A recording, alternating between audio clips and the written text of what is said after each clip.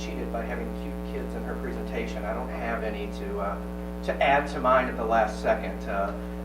So I'll have to apologize for that right away. I do have some here. I'll try to get you in if I can. Girls?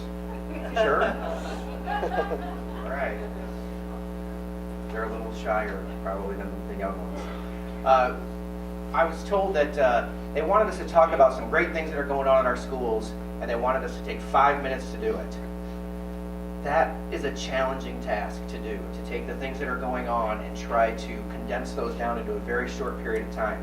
So I asked my teachers, who knows better than the teachers, what are the good things that are going on? And I got 4 pages of things to try to incorporate. So I thought about Chris Wagner, having him come in, the auctioneer, because he could probably get through it quickly. He was busy tonight. So I'm going to do my best to get through it, and I've condensed everything down. Those 4 pages I've got down into 8 slides. So I want to talk a little bit about the middle school and our approach of educating the whole child. That's something that I think is critical to do. It's not just about the 3 R's, although we will talk about the 3 R's in a second. We talk about those a little differently at the middle school. But there are so many things that go into educating these kids, and I'm going to try to touch on those as we go through. Here are the 3 R's. In our 5-6 wing, we've got a program called Pause for the 3 R's. So our 3 R's are a little different. They're respect, responsibility, and ready to learn. Those are the 3 traits, and you're going to hear Mr. Snyder talk a little bit about employability skills. What do we want our kids to be able to do to be employable, to get jobs in the future? We're starting that at a very, very young age. Right here, 3 things that we want them to be able to do. So our students, they get to earn pause, and you wouldn't think, do I really want a piece of paper? Yes, they do want a piece of paper with their name on it. They filled these bulletin boards up so quick, now they're above their lockers. So very motivating to them to try to follow those 3 rules, and they can tell you exactly where they are. They will tell you in different rooms, what do the 3 R's look like in different rooms. They even have them outside the restrooms with what responsibility and respect look like in the restroom. I'm not going to go into those, but they are entertaining. You've heard a little bit about character tonight. Mrs. Persky and Dr. Green talked about those. It looks a little different in middle school. It's not quite the Character Counts program with the pillars and wearing the colors and the cute little animals. What we have is some pretty motivated kids who have come up with ideas on how they can impact the community, the larger community. So this is a picture of Grace Ballas. I don't know if you've heard, some of you have probably heard about what she accomplished this year. She is a 7th grade student who decided she wanted to raise some funds for breast cancer. We had 2 teachers who fought breast cancer during her middle school career. So she came up to me one day and asked if it would be okay if she raised some money. And I said, absolutely. We worked together to give her the opportunity. She put a website together. It was a phenomenon, and she raised over $3,000 in about 4 weeks. So just outstanding. She shaved her head at the end of it in front of the entire school. It was very inspirational. Some of you were there. I know I see some faces that I know were there.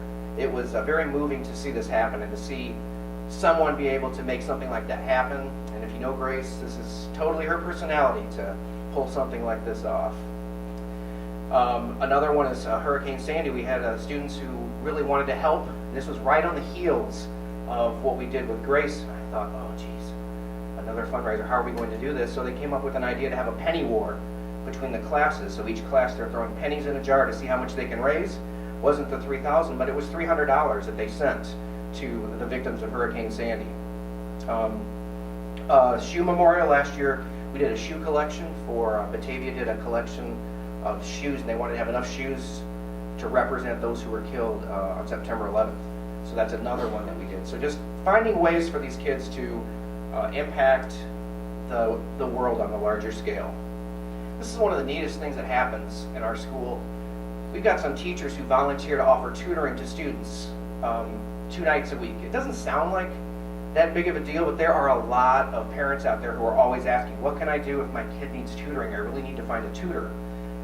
There aren't a ton of tutors out there, so we had some teachers who recognized this as a need, and they decided they're going to volunteer. They have a rotating basis, and they are volunteering on Tuesdays and Thursdays to stay after school for an hour and help kids who need help with homework. So Any middle school parents out there, if your kids need help, Tuesdays and Thursdays, there's always people in the library helping out.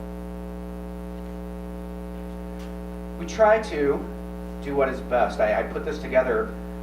One of the catchphrases that you hear a lot of times in education is data-driven instruction. How are you using data to improve what you do? One of the things that we do is we have to provide interventions for students who are struggling. So after we give our screening to see where our students are performing, we put them into different interventions to help. What we found was some of the interventions that we had were things that we were able to purchase through grants to help kids, but these interventions didn't really match what our kids needed. So my language arts teachers asked for permission to develop their own interventions that were specifically what the kids needed. This wasn't something that,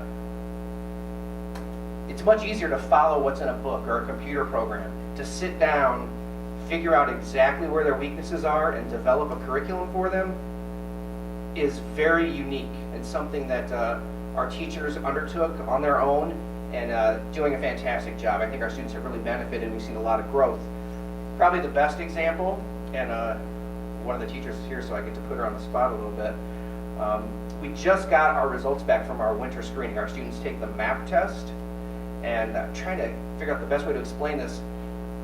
We have a cut score which we want everybody to get to. It's the 50th percentile. So we want our kids to get to the 50th percentile. So if the whole nation stood, you know, there'd be half on one side, half on the other. That's the way it should be in every school. But not at our school. It's not that way. In fact, Miss Taxis's class, they just took it. In reading, 90% of her kids are above the 50th percentile. So let's give her a round of applause for kids.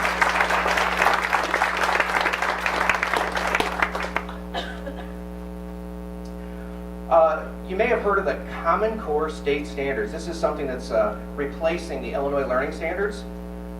I had a conversation with a teacher from another district, and she said to me at a conference, you know, those Common Core Standards, they really, I don't think they're really that much different from what we're doing right now. And I think when she saw me pick my jaw up off the floor, she knew that I completely disagreed. They had not even looked at the Common Core Standards yet. We had already changed our entire language arts curriculum in the middle school to be aligned to the Common Core, and we have a 3-year plan for our math. It was much more difficult to change the math because we had a Saxon curriculum that was very scripted, and we needed to make a lot of changes. So you can't just change it overnight or you're going to have a lot of holes. So we developed a 3-year plan to get us to where we needed to be. So this is just an example of something that we really jumped on board right away. Probably the best thing about our school is our kids. There's some right there, look. Right here, Emily, she is our recent spelling bee winner. She won our spelling bee this year. Last year we had a spelling bee winner that went all the way to Washington, D.C. and competed. So we're hoping that she'll be able to do the same thing. We've also had some excellent sustained scores. I just talked about the MAP scores, and I was telling Mr. Snyder, I was bragging a little bit, there's actually 1 month that I didn't have a single referral. Not one detention for an entire month. They made up for it the next month, but a whole month without one, that was great. So we really have great kids. So I'm going to turn it over to Mr. Snyder. He's going to talk a little bit about what's going on in the high school.